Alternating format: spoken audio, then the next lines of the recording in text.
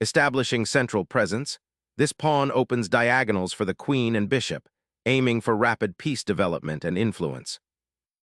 Immediately challenging the center establishes a symmetrical pawn structure, leading to a strategic battle for central control.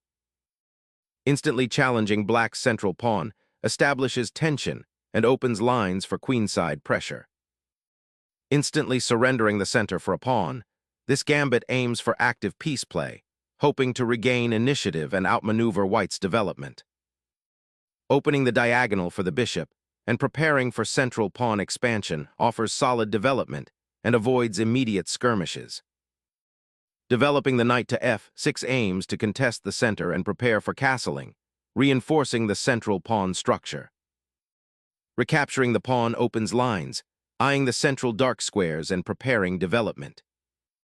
Solidifying the center pawn structure and preparing for development, this move seeks to establish a harmonious piece placement.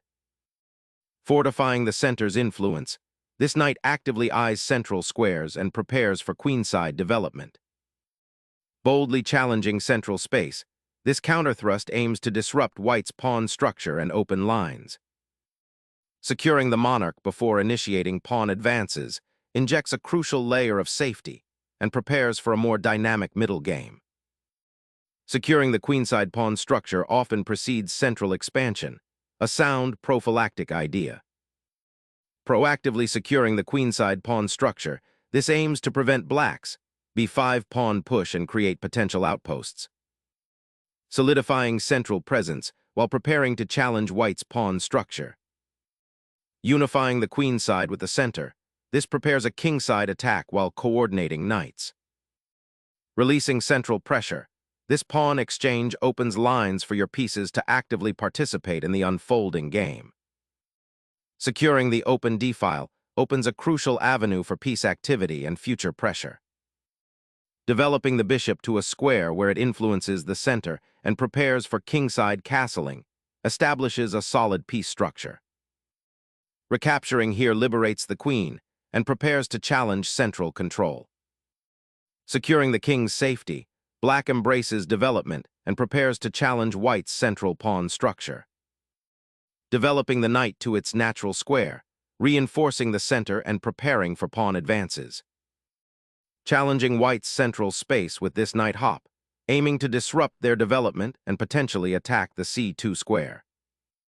Unleashing a knight to the center, this aggressive advance disrupts black's harmony and probes for weaknesses. Shielding the b7 pawn from potential pressure while preparing development for the queen's bishop. Clearing the queen's path for activity, this repositioning prepares to contest the f-file and pressure black's kingside. Strategically repositioning the rook to an active file, aiming for queenside counterplay and an eventual escape square. Sharpening the attack, the queen repositions to pressure the kingside and support a potential advance. Shifting the rook to the c-file prepares to challenge control and contest open lines, a proactive maneuver against white's central ambitions. Unleashing an aggressive bishop pin on f6 disrupts black's knight and queen coordination, aiming to exploit weakened dark squares. Redirecting the knight to e8 is a subtle retreat, acknowledging the pressure on the queen side and preparing for a potential kingside pawn push.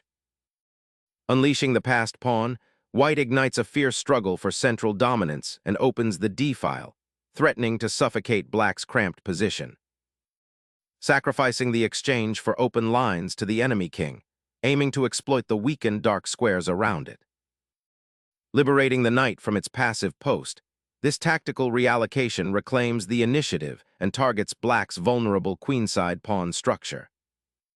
Ignoring the potential double bishop sacrifice, the knight on e5 now becomes a juicy target for a tactical rearrangement. Disrupting black's harmony, the queen now eyes a devastating discovery on the bishop. Sacrificing pawn structure for a glimmer of counterplay against the exposed king, a bold gamble with significant defensive risks.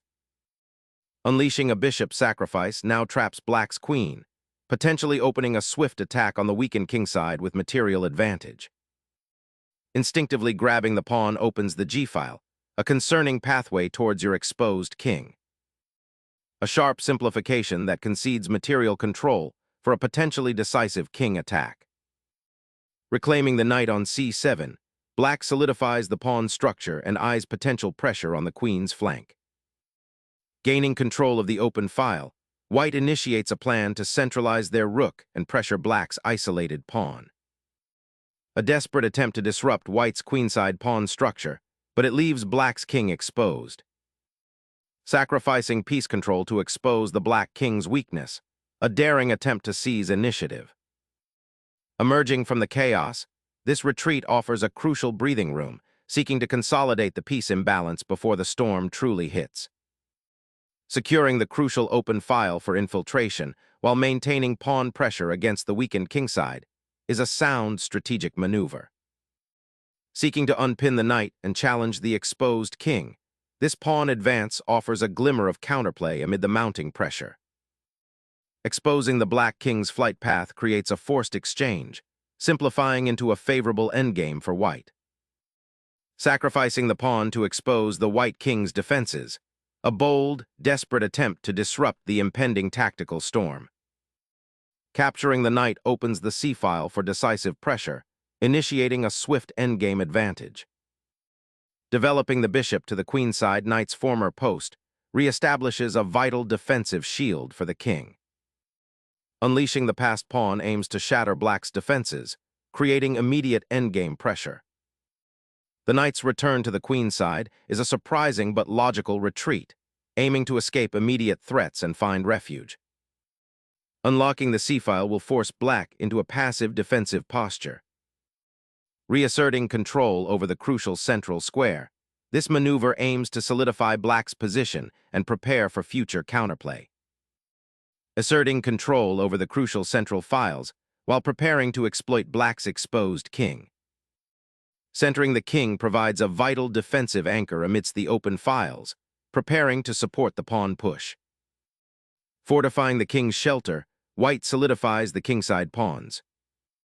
This move endeavors to disrupt white's central control and open lines for black's remaining pieces.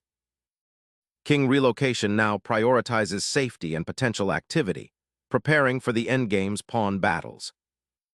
Securing the king amidst the advancing pawns is paramount. This maneuver aims to bolster its defenses. Centralizing the monarch provides crucial support for advancing pawns. Unlocking the bishop's potential, this offers a pathway for the piece to become active and support the advancing pawns. Bolstering the queenside pawn chain establishes a solid defensive barrier. Shifting the bishop to this diagonal aims to contest the open c-file and prepare for potential counterplay. Securing the open file for rook repositioning offers a robust counter to black's connected passed pawns. Unleashing a desperate pawn storm on the flank, aiming to distract from the king's exposed position. Initiating a cautious centralization of the king, preparing to support the pawn chain and potentially exploit the weak dark squares on the queenside as the game simplifies. Opening this crucial pawn storm gambit creates immediate central pawn tension and sacrifices structure for potential queenside breakthrough. Unleashing the king into the fray, white aims to seize the initiative and exploit black's exposed monarch. Unleashing the rook, black aims to disrupt white's queenside foothold, creating immediate tactical possibilities along the 6th rank. Expanding the kingside flank aims to create a decisive passed pawn, exploiting black's compromised pawn structure. Pushing that pawn forward creates a potential escape route, but also leaves its king in a precarious spot. Opening lines for white's monarch is the immediate, undeniable consequence of this bold pawn push. The rook's foray to the center now aims to support the pawn's advance, creating a potential blockade. The knight repositions, eyeing weaknesses around black's king and preparing to seize open lines for decisive penetration. Simplifying the position by exchanging the rooks offers a more manageable endgame, even if it means giving up the central pawn. Sacrificing the knight clears a path, opening the diagonal for white's bishop to dominate the endgame. The rook now establishes crucial outpost control on the 7th rank, preparing to support the passed pawn's advance. Unleashing the king into the fray, is a bold attempt to disrupt black's pawn structure.